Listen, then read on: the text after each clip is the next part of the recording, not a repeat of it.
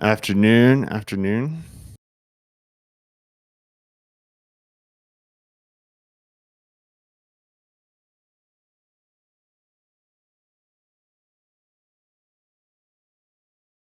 Also, if you guys are unable to watch the complete event, we're going to post this on Discord. I mean, I'm sorry, not Discord, but YouTube. So you can wait till then.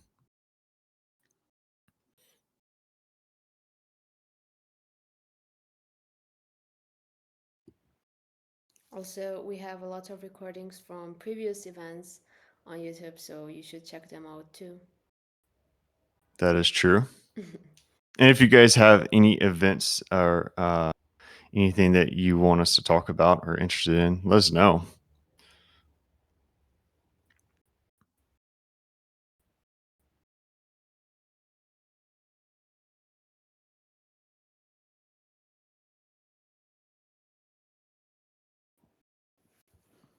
I think we'll wait one more minute.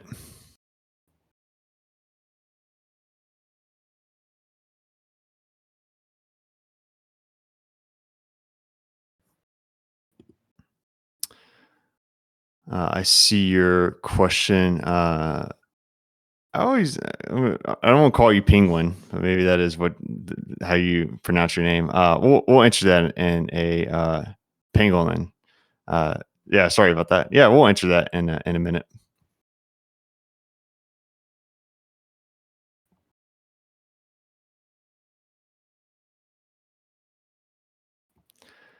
Ellen, do you want to go ahead and share Yes. your screen and show the glider contest page?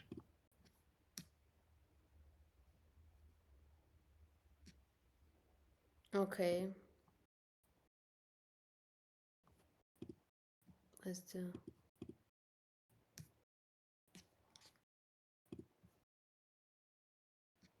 glider contest page.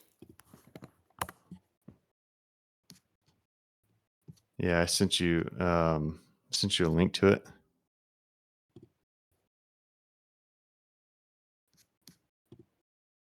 Oops, do you see it? We do. Yeah, I see. I see the glider ID page. Mm-hmm.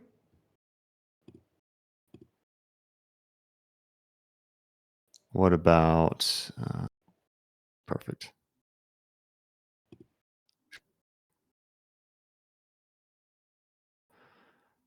Excellent. So let's get started. Before I introduce Hannah, I just want to let you guys know we have just recently announced a glider contest. This is the first of its kind. We're funded by Ethereum Foundation, and we have up to $50,000 in rewards for glider submissions. So the contest starts November 6th, and users will be able to submit your own queries, and we'll review them, we'll triage them, and if we find that the query is a really great query, you'll get rewarded for it. If you guys want to get more information, you could check out this link. Ellen, if you could share that on the, or actually, I'll do that. I'll add it to the chat right now, and you guys could go check uh, on this page once this event is over and write some queries and get paid. As always, we're here to help. So if anybody has any questions outside of this event, don't hesitate to just DM us. I'm more than happy to help you. Now to the event. We have a special guest today, one of Hexen's own security researchers, Hannah, who's a friend of mine, is going to be interviewing me about Glider. He has worked a little bit with Glider, but I think he has a lot of questions to ask. And so hopefully, along the way, you guys who also may be new or may have just a little bit of experience with Glider, want to know more about it, this is the talk for you. So welcome, Hannah. Yeah, thanks for having me. I think glider is one of the reasons I originally joined Texans. Saw it as kind of a bit of like a superpower we have. It really helps during audit. Yeah, I think so. that extra edge. So I suppose yeah, it was just like tell the audience like what is glider in a 1,000 foot view, so like the high level. Yeah. Glider is what's called a static code analysis engine. And so I don't know if many people are familiar with that. Basically, we could look for code patterns in code. In our case, we could look at code patterns for every deployed smart contract on a particular chain. We support multiple chains. And the way it works is that you write a query, kind of like SQL, and you write it in Python and you run it. Helen, if you could go ahead and show the Glider IDE page. So you'll create this query in Python and you go visit our Glider IDE page. You run the query and you will be able to see actual live contracts that have the particular code pattern that you're looking for. And this is the Glider ID page you guys are seeing. This is where you pretty much do most of your work. This is where you'll find bugs and vulnerabilities on live contracts. And so, just again, on a high level, think of it as a search engine for code. It's not like grepping where you just grep for something. You could do a lot of really powerful things with it. Hmm. Yeah. So sorry, can you guys still hear me? Yeah, Yeah, I absolutely. got a strange Discord error there. Yeah, so I guess like a lot of people might be thinking like, how's this actually like, how does this help auditing and in day-to-day flow? I got a couple of ideas about that, but I want to hear yours considering you're the expert. Like, how's it helped you in say finding a bug that you otherwise wouldn't have if you were just using SemGrep or something similar? Yeah, so I think most of us here probably do like bug bounty hunting or audit contests, and that requires us to focus on like one particular series of contracts for a given protocol, and that's like really great. I'm really supportive of that, but I also think that if you have a vulnerability, a bug that you're really familiar with, and you want to look for it elsewhere and um, other contracts, you really can't do that unless you use something like Lighter. So I think for me, a lot of times I'll look at like I'll give you a very recent example. I haven't done this yet, but Abracadabra hack that maybe some of you guys have looked at before. It was over the weekend, and that's a very interesting bug that I think probably exists in other contracts. And so when I see something like that, for me, it's now a matter of trying to write a glider query to look for that bug elsewhere, and that's usually like one of my main things I'll look for, my main flow with glider and my day-to-day security research. um, I also see I want to answer two questions that Pangolin asked. Can you see all the gliders I made even if I don't contribute? Technically we can, but we almost like I mean I don't think anyone actually goes through and looks at it. Obviously we have to store the gliders in our database, but we're very conscious and we're very aware of alpha research and security researchers who want to keep their queries hidden for numerous reasons. Maybe it's new research, maybe they're working on getting a bug bounty submitted and processed. So we're very conscious of that. And how do I rename or delete gliders? It's pretty simple. If you go back to the glider IDE page, you could right click on your glider and you'll be able to see different options to delete the glider, or you could just rename it. Um, and I'll answer this one final part. Does my glider need to find valid bugs for the comp or just bring back results of contracts? So, yes, your glider query does need to find a valid bug. It needs to find something that is not just like theoretical. And the more impact that your query has, the more critical the vulnerability is, the higher the sort of rankings that you'll get for that query, and the more money you'll make. Nice. Yeah, I think the fact that it's written in Python, I think that most people would kind of immediately get be able to use it effectively versus other tools. You probably have to learn a couple of query languages, a couple platforms open. We also help with you'd also have to have like GitHub code search, but with here it's kind of all in one unified interface. At least Yeah, yeah, yeah. Python's great. I think the hardest part about Glider is just understanding the Glider API functions. I mean, if you know, you need very limited Python experience to start writing a Python query or Glider query. I mean, yeah. So I guess I think you kind of recently you talked about a recent bug you found, the abracadabra one, but what's the most like interesting one you found using Glider uh, I, um, I found I found that you one can where talk there about? was an NFT contract. Yeah, I could talk about it. It's been fixed. I won't name names. It was an NFT contract that allowed anyone to become operator of the NFTs. Just take all the NFTs. It was pretty crazy. Sometimes and I found that bug just by just doing like really basic thinking about how privileges work in contracts and what sort of privileges or what sort of functions, if anybody could call it, could allow for a takeover of assets. That's a pretty I would say if you're writing contracts or writing queries and you're thinking about sort of bugs to look for, that may be like a really good way to think about it. Is like, okay, what are some ways that people could steal assets and start writing queries that looks for that sort of code pattern. Yeah, it's kind of like because I guess when you're doing like an audit, you're focused on. I think you touched on this earlier, the code base itself. So your entire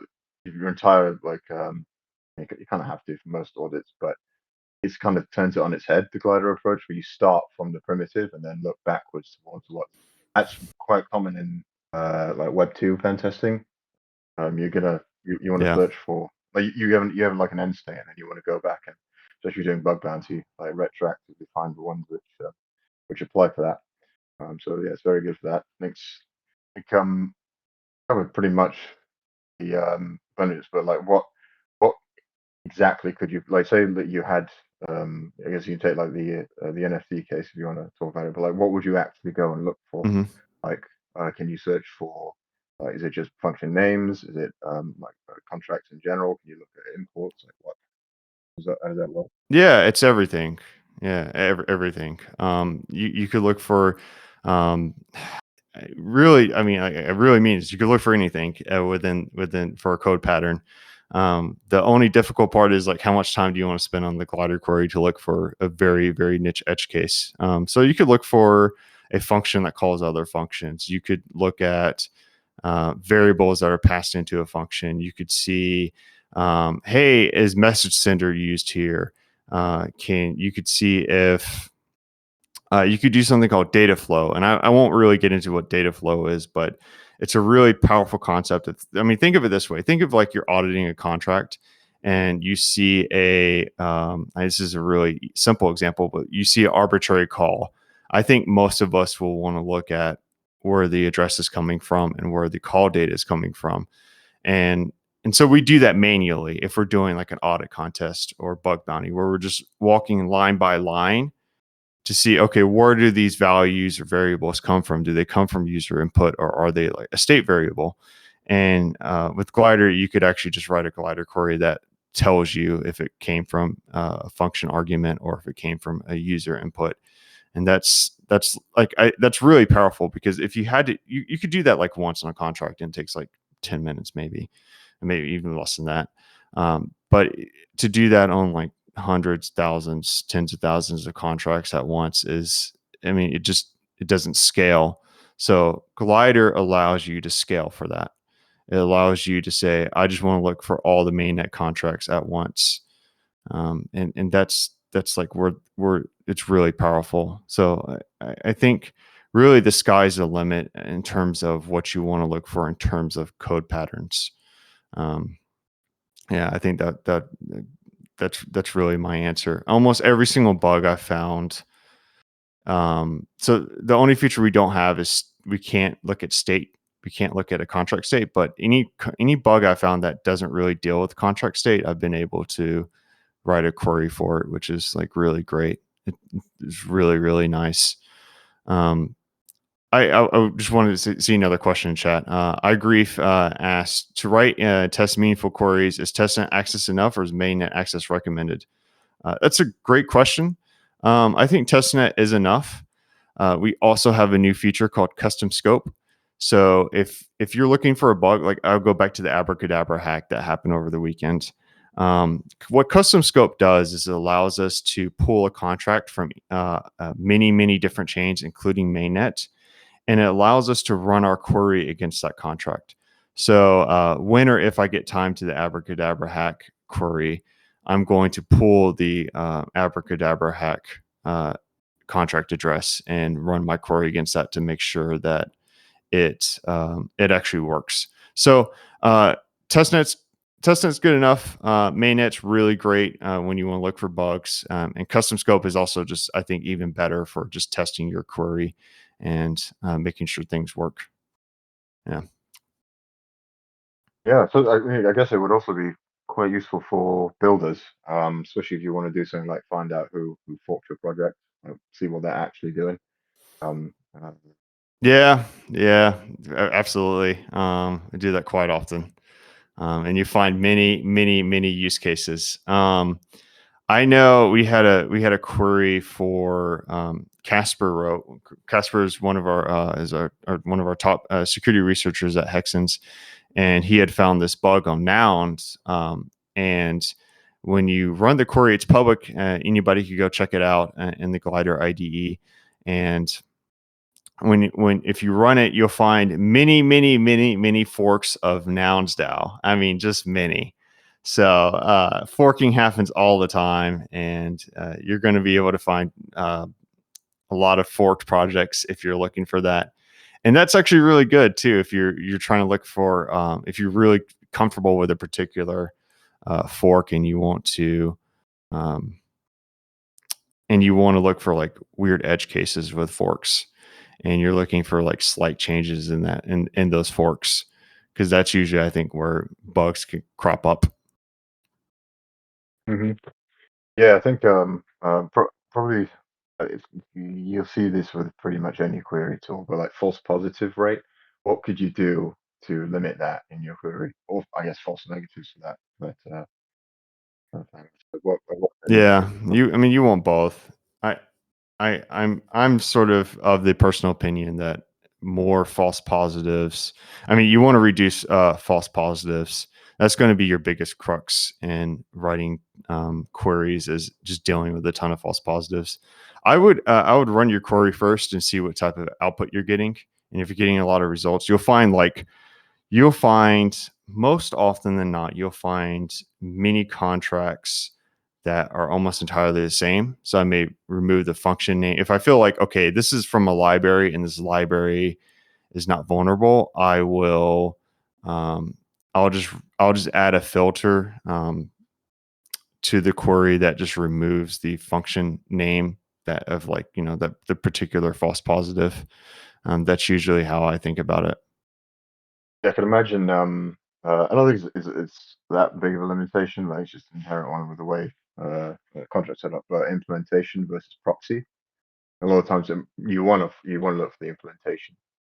But what I do is I just take that address, stick it in Etherscan, and look at like the internal transactions. Like 99% of the time, you'll be able to find proxy easy. You got any other like tips for how to deal with that? Um, Unfortunately, not at this time. No, I mean, that's like, to me, that's probably the best way to do it. And you'll find, like, when you run Glider queries, you'll get back the implementation contracts. Etherscan now has the advanced. I think the advanced internal transaction section works pretty well, so that, like, you could look at that, you could kind of trace back where, like, the proxy is through that. That's what I've used most of the time. Hopefully too, if you are actually looking for bugs, uh, in an ideal state, you would want your query to look for big heavy hitters and that have a lot of assets. So on the mainnet chain, we store TVL, total value locked, for that contract. So you could just look at the results there and try to identify big money projects. And in those cases, they'll just usually have the protocol name. So you'll be able to trace back the proxy just by going to that protocol's website and looking at documentation. Those are the two ways: internal transactions on Etherscan and trace back to the protocol itself. Yeah, yeah. I mean, yeah. You often find it's not really a huge limitation. Especially if you just get, as you said, like a bunch of contract hits with the same logic, but you'll be able to figure it out, as you say, because like context of the TVL, that'll probably be the biggest stuff. Yeah, Yeah, I guess what yeah. would Or look at the just go ahead. I was gonna what you you said, or look at the on learn this too. Oh yeah.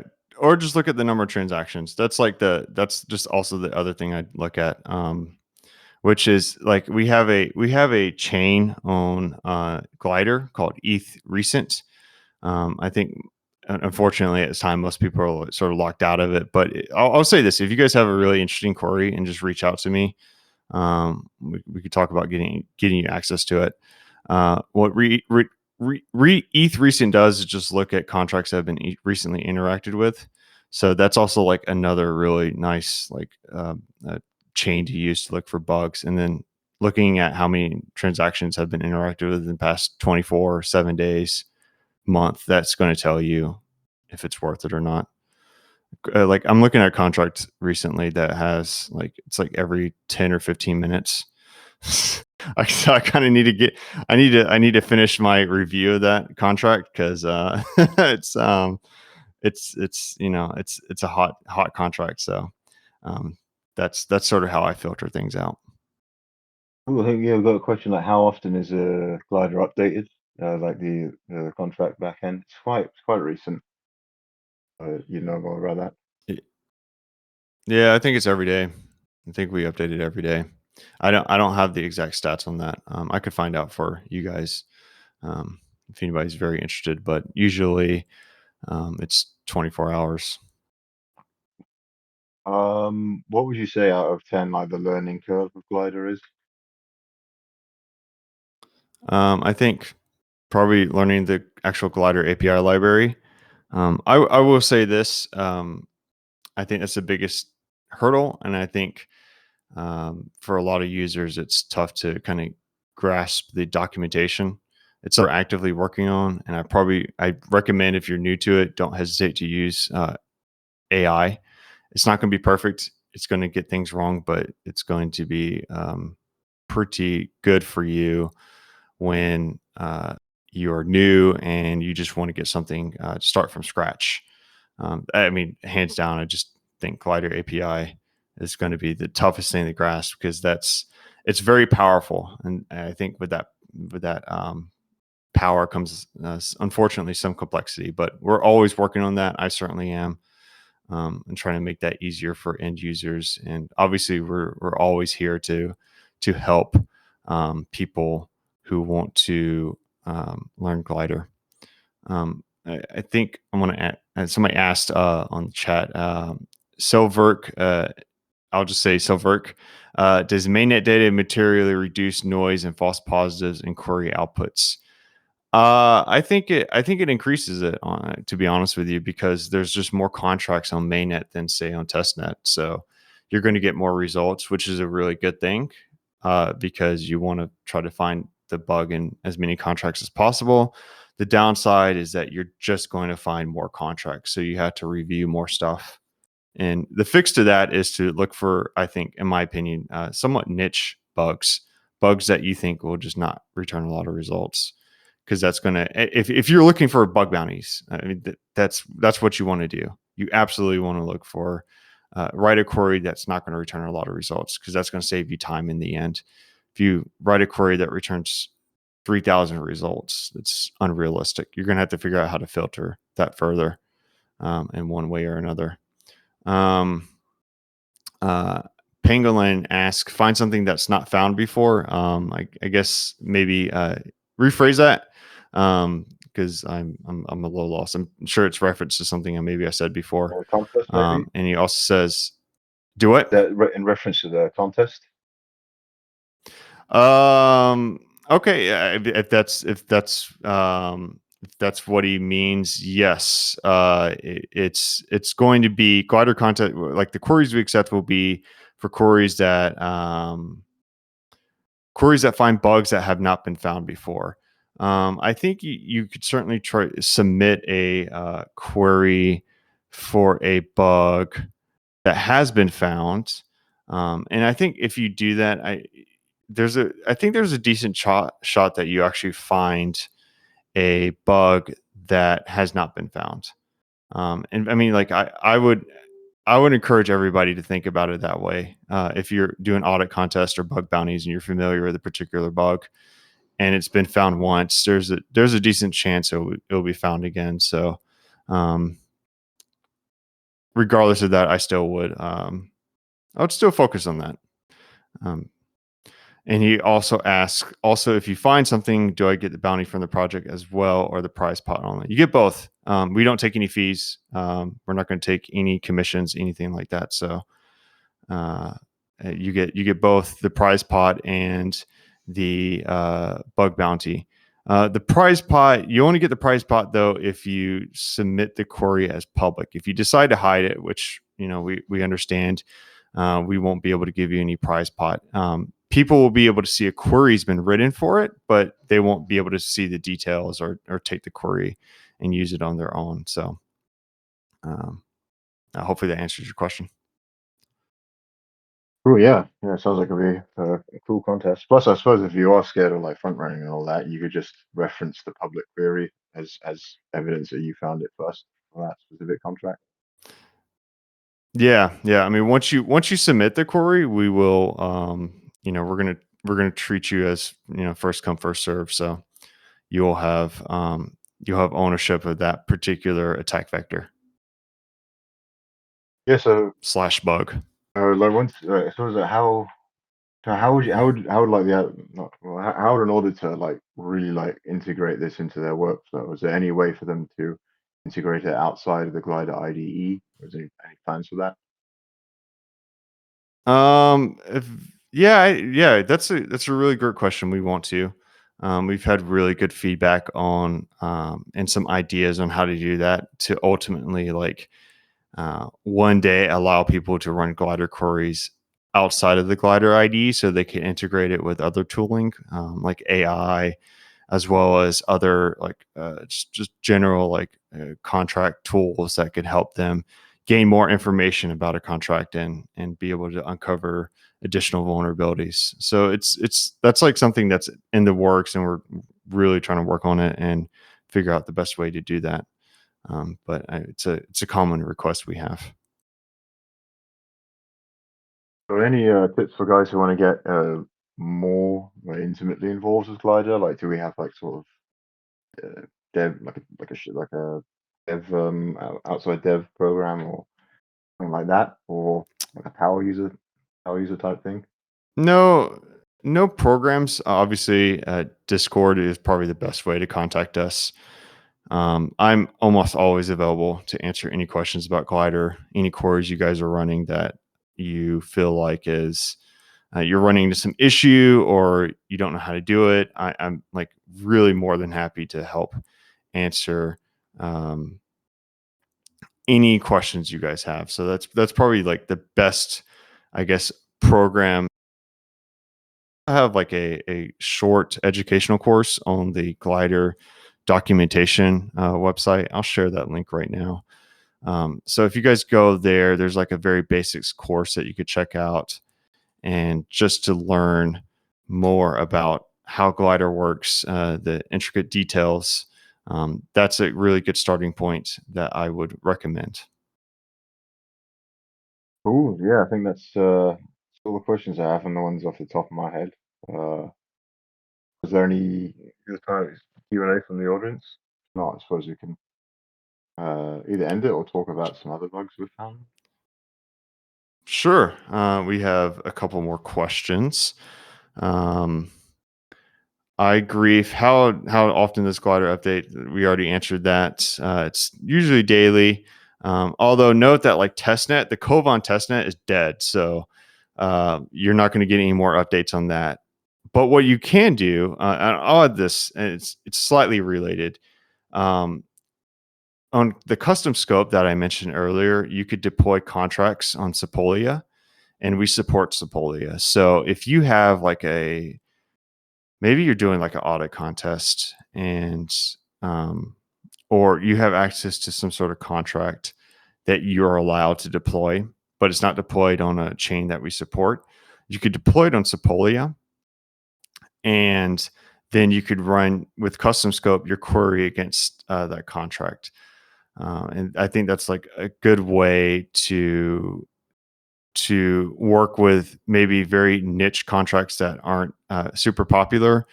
I would say the only downside to that is you probably won't be able to take full advantage of Glider, because the great thing about Glider is you scan many contracts at once. And in that case, you're just doing it against one. But maybe you have good reason for it. Maybe it's a niche contract. Maybe you're waiting for some protocols to deploy this new particular feature that only exists in this contract, and you just kind of want to get a step ahead. I mean, that's a certainly a reasonable possibility.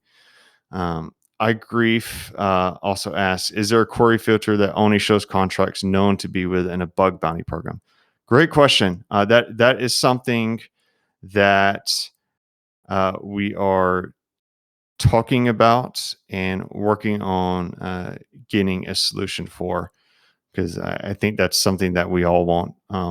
Obviously, Glider is just meant to help all security researchers find vulnerabilities, but we also use it on the flip side to help secure more protocols, because nothing like this exists. And so, obviously, yeah, it's a really great feature request. It's something we're talking about behind the scenes.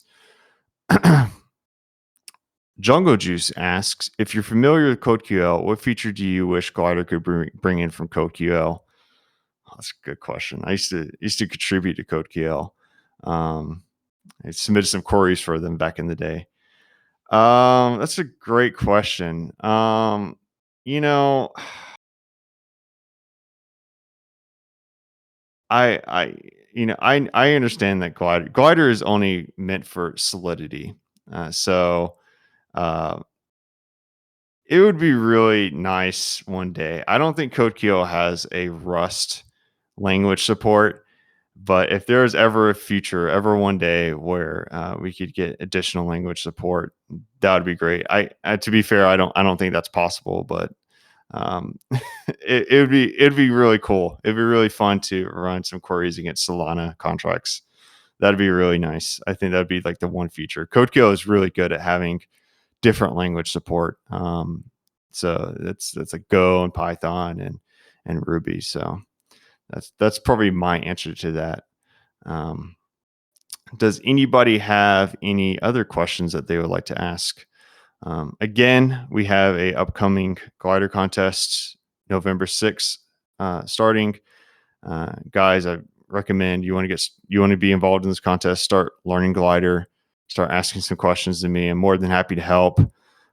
Use AI. We're going to try to build some support for AI prompting to help any of the people who are leveraging AI to write better queries. iGrief asks, how long does the contest go? For 2 months. So 2 months, that's a good chunk of time. And during the contest too, please don't hesitate to reach out, ask questions.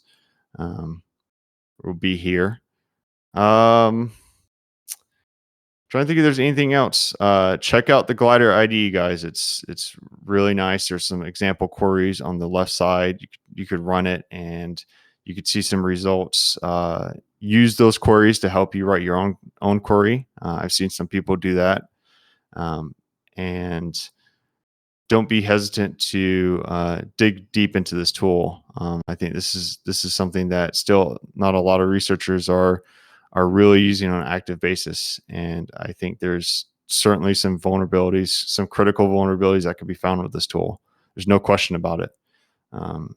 No hesitation from my part. I've seen it, so I hope everybody here who's listening now and on YouTube will hopefully write their own query and find critical vulnerabilities. Guys, also I will pin some resources in the Glider resources channel after this event, so you can go and just browse the resources we've got and learn a little more about Glider and how to use it.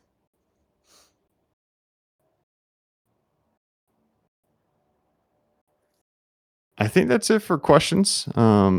Again, ask, after this call, happy to answer. Hannah, I really want to thank you for coming out here and asking away questions.